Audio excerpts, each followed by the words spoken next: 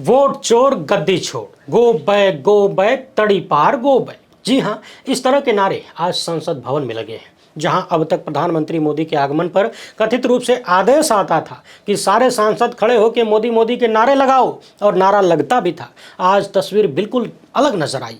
तमाम विपक्षी सांसदों ने वोट चोर गद्दी छोड़ का नारा लगाया। उधर राज्यसभा में विपक्ष के सांसदों ने तड़ी पार गो बैक के नारे लगाए। 12 साल पहले किसी ने अच्छे दिन वाला नारा दिया था, मगर अब ऐसा लग रहा है कि उनके अच्छे दिन जा रहे हैं, क्योंकि कर्नाटक के बाद अब मध्य प्रदेश में भी लाखों वोटों की चोरी का मामला सामने आया है। बेहद गंभीर आरोप लग रहे हैं, और तो और इसके सबूत अधजले रूप में सड़कों पर बिखरे हुए, यानी वोटर आईडी कार्ड जले हुए। मामले की जांच हो रही है। ध्यान से सुनिएगा, बहुत गंभीर है। उधर सुप्रीम कोर्ट में एक नई याचिका दाखिल हुई है, जिसमें वोट चोरी के आरोपों की जांच के लिए एसआईटी बनाने और कई सारे महत्वपूर्ण दिशा निर्देश देने की मांग की गई है। एकदम आसान भाषा में पूरी बात समझेंगे। उधर पूर्व मुख्य निर्वाचन आयुक्त एसवाई कुरैशी ने ज्ञानेश कुमार को बहुत बढ़िया वाला ज्ञान दिया है, और ऐसा ज्ञान दिया है कि लोग कहने लगे हैं कि हे ज्ञानेश कुमार, अरे कुरैशी साहब से ही मिल लेते, आपसे ज्यादा एक्सपीरियंस्ड हैं, वो बता देते कि एसआईआर कैसे करवाना है। काहे अपनी गर्दन फंसा लिए महाराज। कहानी बहुत जबरदस्त है, ध्यान से सुनिएगा। इस बीच राज्यपालों की मनमानी को लेकर सुप्रीम कोर्ट तल्ख रुख अपनाते हुए नजर आ रहा है। बेहद महत्वपूर्ण टिप्पणियां सुप्रीम कोर्ट की तरफ से आई हैं। इन सभी मुद्दों पर एकदम आसान भाषा में चर्चा करेंगे। अब आपकी जिम्मेदारी है कि वीडियो को ज्यादा से ज्यादा लोगों तक शेयर करें, क्योंकि आपको मालूम है हम उन्हीं मुद्दों पर बात करते हैं जिन्हें गोदी मीडिया कभी नहीं दिखा सकता, क्योंकि यही छुपाने के लिए उनको पाल पोस के बड़ा किया गया है। इसलिए पहली बार है तो चैनल को सब्सक्राइब करके घंटी बजा दीजिए टन से। यदि हमारा काम पसंद आता हो तो इसके QR कोड या फिर मोबाइल नंबर का प्रयोग करते हुए जो भी हो सके आर्थिक सहयोग भेजने का प्रयास जरूर करें। बहुत बहुत धन्यवाद। एक सच को छिपाने के लिए हजार झूठ बोलने पड़ते हैं, और जब सच इतना बड़ा हो कि जनता सवाल पूछने लग जाए तो फिर कोई भी झूठ काम नहीं आता। राहुल गांधी के सवालों का जवाब देने के बजाय ज्ञानेश कुमार ने धमकी दी, हलफनामा मांगा, मगर ज्ञानेश कुमार अब सवालों से बच नहीं पाएंगे। उन्हें देश की सबसे बड़ी अदालत में जवाब देना ही होगा, क्योंकि मामला सुप्रीम कोर्ट में फिर से पहुंचा है और अदालत ने रीढ़ दिखाई तो ज्ञानेश कुमार का और ज्यादा छीछालेदर होना तय है। मगर सवालों के घेरे में न्यायपालिका भी तो है, क्योंकि जिस वक्त में बिहार की जनता से उनके माँ बाप का सर्टिफिकेट मांगा जा रहा है, उसी वक्त में नरेंद्र मोदी अपनी ग्रेजुएशन की डिग्री भी नहीं दिखाना चाहते। और अब जबकि दिल्ली हाईकोर्ट को केंद्रीय सूचना आयुक्त के फैसले को चुनौती देने वाली याचिका पर फैसला सुनाना था, जज साहब गायब हो गए, कोर्ट में आए ही नहीं। गजबे खेला हो गया। लोग पूछने लगे कि पता लगाइए कहीं इनका भी जज लोया तो नहीं हो गया। मोदी की डिग्री के मामले पर कोर्ट में जिस तरह की हिला हवाली हो रही है, जनता का भरोसा डगमगाया हुआ है। उधर एक बार फिर से लोग सुप्रीम कोर्ट पहुंचे हैं। दरवाजा खटखटाया गया है, क्योंकि 7 अगस्त 2025 को राहुल गांधी ने एक प्रेस कॉन्फ्रेंस में बेंगलुरु सेंट्रल की महादेवपुरा विधानसभा सीट की वोटर लिस्ट में फर्जीवाड़े का भंडाफोड़ कर दिया था। राहुल गांधी ने कहा था कि महादेवपुरा में 1 लाख से ज्यादा वोटर फर्जी पाए गए, जोड़े गए, और इन्हीं फर्जी वोटरों के दम पर भाजपा को जीत मिली। नेता प्रतिपक्ष का दावा है कि वोटर लिस्ट में फर्जीवाड़ा 5 तरीके से होता है। पहला, कि एक ही व्यक्ति का नाम कई बार वोटर लिस्ट में ठूस दिया जाए। दूसरा, गलत या फर्जी एड्रेस जोड़ा जाए। तीसरा, एक छोटे से घर में सैकड़ों लोगों को बिठा दिया जाए। चौथा, वोटर का फोटो ही फर्जी बना दिया जाए। और पांचवां, कि रजिस्ट्रेशन के लिए फॉर्म 6 का गलत इस्तेमाल हो। यह हमने इसलिए बताया क्योंकि मध्य प्रदेश से लेकर यूपी तक वोटर लिस्ट का फर्जीवाड़ा ऐसे ही हो रहा है कथित रूप से, और सबूत जली हुई हालत में सड़कों पर बिखरे हुए मिल रहे हैं। विपक्ष के हल्ला करने पर जांच के आदेश हो रहे हैं। इसलिए ये याद रखने की जरूरत है कि फर्जीवाड़ा हो कैसे रहा है। और राहुल गांधी पूरे दावे के साथ कह रहे हैं कि ये पूरे देश में हुआ है, ये सिर्फ बेंगलुरु सेंट्रल की बात नहीं है। ये एक सुनियोजित साजिश का हिस्सा है, जिसमें चुनाव आयोग और बीजेपी मिले हुए हैं। खबरों में तो ये भी कहा जा रहा है कि राहुल गांधी को 2024 के लोकसभा चुनाव में 70 सीटों पर फर्जीवाड़े का संदेह था, और आने वाले दिनों में वो एक सीट का पर्दाफाश कर सकते हैं और हर राज्य के फर्जीवाड़े को साबित करेंगे। और बिहार से जनता का विरोध सामने आने लगा है, और फिर ये विरोध पूरे देश में भी देखने को मिल सकता है। 2024 की गर्मियों के बाद विपक्ष की राजनीति पहली बार गरमाई, और केंचुआ की सफाई है कि वोटर लिस्ट की गड़बड़ी के लिए विपक्ष जिम्मेदार है। मगर भूपिंदर सिंह हुड्डा ने ज्ञानेश कुमार को चैलेंज किया है कि हलफनामा देकर कहो ज्ञानेश कुमार कि वोटर लिस्ट में फर्जीवाड़ा नहीं है, फिर हम बताएंगे कि फर्जीवाड़ा कहां है। आजाद भारत में यह पहली बार हुआ है कि चुनाव आयोग इस कदर घिर गया है, दिन रात बेइज्जत हो रहा है, और पूर्व मुख्य चुनाव आयुक्त भी ज्ञानेश कुमार पर हमलावर है। सवाल यह है कि यदि सब कुछ ठीक है तो ज्ञानेश कुमार राहुल गांधी को धमका कह रहे हैं। क्यों कह रहे हैं कि हलफनामा देना होगा या देश से माफ़ी मांगनी पड़ेगी, वो भी एक सप्ताह में? क्या ये ज्ञानेश कुमार का अपनी जवाबदेही से भागना नहीं है? अगर वोटर लिस्ट में कोई गड़बड़ी नहीं है तो चुनाव आयोग क्यों नहीं भूपेंद्र सिंह हुड्डा को हलफनामा दे देता है? आखिर सवाल तो हरियाणा के चुनाव पर भी है। याद रखिए कि वोटर लिस्ट में धांधली का मामला कोई छोटा मोटा मामला नहीं है। ये 96 करोड़ से ज्यादा वोटरों के भरोसे का सवाल है। 140 करोड़ से ज्यादा की आबादी वाले देश के लोकतंत्र का सवाल है। सवाल तो ये भी है कि अगर एक ही व्यक्ति के कई ईपीआईसी नंबर हो सकते हैं तो ये किसकी नाकामी है? क्या राजनीतिक पार्टी को दोषी ठहराकर ज्ञानेश कुमार बच जाएंगे? राहुल गांधी को धमकाकर मामला सेट हो जाएगा? नहीं, क्योंकि जनता अब जागने लगी है। राहुल गांधी के भंडाफोड़ पर वकील रोहित पांडे ने सुप्रीम कोर्ट में एक जनहित याचिका दायर की है और अब सुप्रीम कोर्ट को तय करना है कि केजरीवाल को क्लीन चिट देना है कि नहीं, और यही न्यायपालिका का सबसे बड़ा इम्तिहान है। रोहित पांडे ने अपनी याचिका में न सिर्फ बेंगलुरु सेंट्रल की वोटर लिस्ट पर सवाल खड़ा किया है बल्कि पूरे देश की चुनाव प्रक्रिया पर सवाल खड़े किए। याचिका में कोर्ट से 4 बड़ी मांगे की गई हैं। पहला, सुप्रीम कोर्ट एक पूर्व जज की अगुवाई में एसआईटी बनाए जो बेंगलुरु सेंट्रल, महाराष्ट्र, मध्य प्रदेश और उत्तर प्रदेश की वोटर लिस्ट में हेरफेर की जांच करे। दूसरा, कि जब तक कोर्ट के निर्देशों का पालन और स्वतंत्र ऑडिट पूरा नहीं हो जाता तब तक वोटर लिस्ट में कोई संशोधन न किया जाए। और तीसरा, चुनाव आयोग को वोटर लिस्ट की तैयारी, रखरखाव और प्रकाशन में पारदर्शिता सुनिश्चित करने के लिए सख्त दिशा निर्देश बनाने के निर्देश दिए जाएं। और चौथा, वोटर लिस्ट को मशीन रीडेबल के तौर पर पब्लिश करने का आदेश दिया जाए ताकि चुनाव प्रक्रिया में आपका भरोसा कायम रहे। और अगर सुप्रीम कोर्ट इस याचिका को सुनवाई के लिए स्वीकार लेता है तो ज्ञानेश कुमार के लिए जवाब देना आसान नहीं होगा। कोर्ट पहले ही वोटिंग के डेटा में देरी को लेकर चुनाव आयोग को नोटिस जारी कर चुका है। 2024 में एसोसिएशन फॉर डेमोक्रेटिक रिफॉर्म्स की याचिका पर सुप्रीम कोर्ट ने पूछा था कि मतदान के कई दिन बाद तक वोटिंग परसेंटेज क्यों बढ़ता रहता है? क्या ज्ञानेश कुमार इस आंधी को झेल पाएंगे? हालत देखकर लगता तो नहीं है। क्या वे ये साबित कर पाएंगे कि केजरीवाल निष्पक्ष और पारदर्शी है या फिर उनकी कुर्सी खतरे में पड़ जाएगी? इसके चांसेस लग रहे हैं। अगर कोर्ट ने एसआईटी बनाई और जांच में गड़बड़ियां सामने आई तो इस देश की सत्ता से लोगों का भरोसा उठ जाएगा, जिसका चांस बहुत ज्यादा है। फिर मोदी सत्ता के केजरीवाल पर किसी को भरोसा नहीं होगा, क्योंकि बेंगलुरु के बाद मध्य प्रदेश में भी वोटर लिस्ट में फर्जीवाड़े का मामला गर्मा गया है। कांग्रेस नेता उमंग सिंघार ने 2023 के विधानसभा चुनाव में 16 लाख वोटरों के हेरफेर का सनसनीखेज आरोप लगाया है। सिंघार ने कहा है कि चुनावी साल में 34 लाख से ज्यादा नाम वोटर लिस्ट में जोड़े गए और आखिर के 2 महीनों में हर दिन 26,000 वोटर बढ़े। सवाल यह है कि इतने कम समय में इतने सारे नए वोटर कैसे बन गए? एक बार फिर से सुन लीजिए। उमंग सिंघार ने 2023 के विधानसभा चुनाव में 16 लाख वोटों के हेरफेर का सनसनीखेज आरोप लगाया है। इनका कहना है कि चुनावी साल में, खाली चुनावी साल में 34 लाख से ज्यादा नाम वोटर लिस्ट में जोड़े गए और आखिर के 2 महीनों में हर दिन 26,000 वोटर बढ़े। हर दिन 26,000।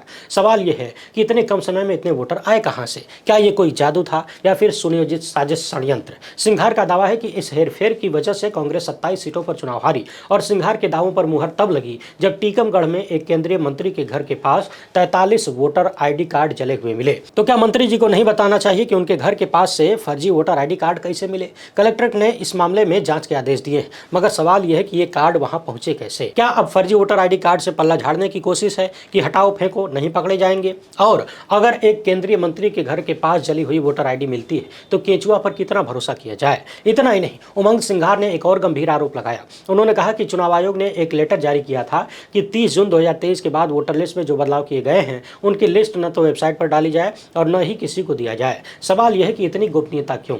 राहुल गांधी के खुलासों के बाद मध्य प्रदेश में बवाल मचा हुआ है और ये बवाल केवल सियासी नहीं है, क्योंकि राहुल गांधी ने खुद मध्य प्रदेश के नतीजों पर सवाल उठाया था। और आप देखिए, जिन शिवराज सिंह चौहान की अगुवाई में चुनाव लड़ा गया उन्हीं को हटा दिया गया और किसी ने चू तक नहीं बोला। शिवराज सिंह चौहान चुपचाप जहां बैठाए गए बैठ गए। क्या शिवराज को पता था कि एमपी का चुनावी गणित कैसे सेट किया गया है? ये उनकी जीत नहीं है, इसलिए वो चुपचाप रास्ते से हट गए। मगर अखिलेश यादव ने ज्ञानेश कुमार से कुश्ती करने का मन बना लिया है। यूपी में चुनावी धांधली के आरोपों पर मामला डीएम बनाम चुनाव आयोग हो गया है, क्योंकि ज्ञानेश कुमार ने अपने प्रेस कॉन्फ्रेंस में झूठ बोला था कि उन्हें सपा की ओर से कोई हलफनामा नहीं मिला। और अखिलेश यादव का दावा है कि 2022 के विधानसभा चुनाव में उन्होंने 18,000 शपथ पत्रों के जरिए गड़बड़ियों का आरोप लगाया था। अखिलेश की मांग है कि जिन वोटरों के नाम हटाए गए हैं उनके डेथ सर्टिफिकेट दिखाए जाएं और अगर ये लोग मृत नहीं हैं तो उनके नाम क्यों हटाए गए? जवाब में कासगंज के डीएम प्रणय सिंह, जौनपुर के डीएम दिनेश चंद्र और बाराबंकी के डीएम शशांक त्रिपाठी ने अखिलेश के आरोपों का खंडन किया। और शशांक त्रिपाठी 2016 बैच के आईएएस और बाराबंकी के डीएम हैं, रहने वाले कानपुर देहात के हैं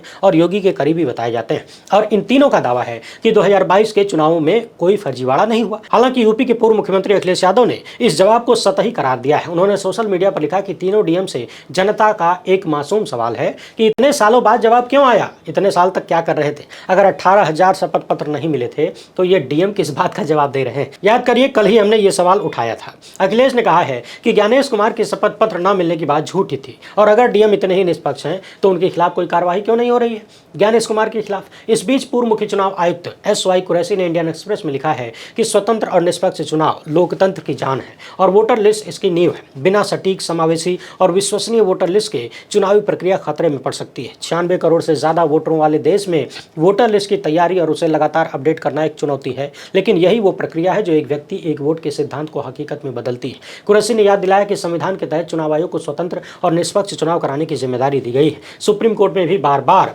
कहा है कि स्वतंत्र और निष्पक्ष चुनाव संविधान की मूल संरचना का हिस्सा है और वोटर लिस्ट इस प्रक्रिया का अटूट हिस्सा है। पहले चुनाव आयोग की पारदर्शिता उसकी ताकत थी। ड्राफ्ट वोटर लिस्ट को सार्वजनिक करना, ऑनलाइन सर्च की सुविधा देना और राजनीतिक दलों व सिविल सोसाइटी को वेरिफिकेशन में शामिल करना, ये सब जनता के विश्वास को मजबूत करते हैं। मगर अब जनता का विश्वास टूट रहा है। कुरैशी ने कहा कि 2007 के उत्तर प्रदेश विधानसभा चुनाव में आयोग ने SAD यानी शिफ्टेड, एब्सेंट और डेड का फार्मूला अपनाया। फर्जी वोटरों की समस्या से निपटने का ये अलग तरीका था, यानी नाम हटाने की बजाय हर पोलिंग स्टेशन के लिए ऐसे वोटरों की पहचान की गई। गुजरात में ऐसे 24% SAD वोटर मतदाता सूची में थे, मगर उनकी मौजूदगी के बावजूद फर्जी वोटिंग खत्म हो गई। तो क्या ज्ञानेश कुमार ऐसा नहीं कर सकते थे? बिहार में SIR क्यों करवाया गया? वो चाहते तो कुरैशी से पूछ सकते थे।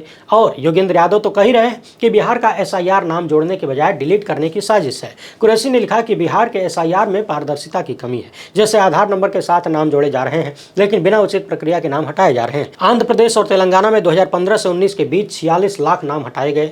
बिहार में 65 लाख नाम हटाए गए। और पहले पूरी ड्राफ्ट वोटर लिस्ट सार्वजनिक होती थी, जिसमें नाम, घर का नंबर और दूसरी जानकारियां होती थी। इससे नागरिक, राजनीतिक पार्टियां और NGO भी घर घर जाकर वेरिफिकेशन कर सकते थे। गलतियां जल्दी पकड़ी जाती थी और जिसके नाम गलती से हट गए थे उन्हें वापस जोड़ा जा सकता था। लेकिन अब ऐसा नहीं हो रहा है। मगर सत्ता से सवाल करने वालों के खिलाफ FIR तुरंत हो जा रही है। मगर CSDS के संजय कुमार के माफी मांगने के बावजूद FIR दर्ज हो गई है। क्या ये सत्ता का डबल स्टैंडर्ड नहीं है? 20 अगस्त 2025 को महाराष्ट्र के नागपुर और नासिक पुलिस ने CSDS के संजय कुमार के खिलाफ FIR दर्ज की है। आरोप है कि उन्होंने महाराष्ट्र विधानसभा चुनाव से जुड़ी गलत जानकारी सोशल मीडिया पर शेयर की थी और इस पोस्ट में उन्होंने दावा किया था कि रामटेक और देवलाली विधानसभा क्षेत्रों में 2024 के लोकसभा चुनाव की तुलना में विधानसभा चुनाव के दौरान वोटरों की संख्या में 36 से 38% कमी आई। बाद में संजय कुमार ने इस पोस्ट को हटा लिया और माफी मांगी। फिर भी उनके खिलाफ भारतीय न्याय संहिता BNS की धारा 175, 353, 1B, 212 और 340, 1-2 के तहत FIR दर्ज हुई। ICSSR ने भी CSDS को एक कारण बताओ नोटिस जारी किया, जिसमें डेटा में हेरफेर और आयोग की साख को कमजोर करने का आरोप लगाया। और बीजेपी के IT सेल सरगना अमित मालवीय ने संजय कुमार पर हमला बोलते हुए इसे पक्षपातपूर्ण विश्लेषण करार दिया। लेकिन संजय कुमार का विश्लेषण गलत था तो क्या चुनाव आयोग और DM के दावे हमेशा सही होते हैं? अगर संजय कुमार के खिलाफ FIR हो सकती है तो ज्ञानेश कुमार के खिलाफ क्यों नहीं होना चाहिए? आखिर उन्होंने समाजवादी पार्टी के एफिडेविट को लेकर झूठ बोला कि नहीं? सरेआम झूठ बोला और अब तो झूठ उनके DM ही खोल रहे हैं। यूपी के DM स्वीकार रहे हैं ना कि हलफनामा मिला था, और फिर 3 साल बाद ये लोग जवाब क्यों दे रहे हैं? चुनाव आयोग ने कोई कार्रवाई क्यों नहीं की, जबकि सत्ता के प्यादे सवाल पूछने वालों के खिलाफ कार्रवाई का कोई मौका नहीं छोड़ते? मध्य प्रदेश के कार्टूनिस्ट हेमंत मालवीय को एक कार्टून बनाने के लिए RSS और मोदी से माफी मांगने को कह दिया गया और सिस्टम के मारे हेमंत मालवीय माफी मांगने को भी तैयार हो गए। आखिर एक आदमी कहां तक लड़ेगा, वो भी सरकार से? लेकिन ये बताता है कि अभिव्यक्ति की स्वतंत्रता का कोई मतलब नहीं रह गया है। संविधान को ताक पर रख दिया गया है और फैसले अब राजा के मूड के हिसाब से हो रहे हैं। इसलिए हेमंत मालवीय को माफी मांगनी पड़ रही है और करण थापर का नाम लेते ही राजा को पानी का गिलास याद आ जाता है, दोस्ती बनी रहे का मामला याद आ जाता है। और इन्हीं कारणों से थापर और सिद्धार्थ वरदराजन के खिलाफ असम पुलिस ने राजद्रोह का केस दर्ज किया है। रवीश कुमार ने लिखा कि आलोचना लोकतंत्र की आत्मा है। प्रधानमंत्री मोदी की ये बात असम के मुख्यमंत्री भूल गए क्या? वरना सुप्रीम कोर्ट के आदेश के बाद असम पुलिस किसी और केस में सिद्धार्थ वरदराजन और करण थापर के खिलाफ मामले दर्ज नहीं करती। कई बार कोर्ट में मात खाने के बाद भी इसे दोहराया जा रहा है। दवायर से इतना खतरा हो गया है कि एकता संप्रभुता के नाम पर वरिष्ठ पत्रकारों के खिलाफ मामले दर्ज हो रहे हैं। इस बीच सुप्रीम कोर्ट में एक और बड़े केस पर सुनवाई हो रही है और ये वही केस है जिससे तय होगा कि राज्यपाल किसी सरकार को कितना परेशान कर सकते हैं, क्योंकि राष्ट्रपति द्रौपदी मुर्मू ने राज्य विधानसभाओं द्वारा पारित विधेयकों पर राष्ट्रपति और राज्यपालों द्वारा कार्यवाही की समय सीमा को लेकर सुप्रीम कोर्ट को एक संदर्भ भेजा था। सुप्रीम कोर्ट की 5 जजों की संविधान पीठ इसकी सुनवाई कर रही है। इस बेंच के अगुवा चीफ जस्टिस BR गवई हैं और कोर्ट ने इस मामले पर सख्त रुख अपनाया है।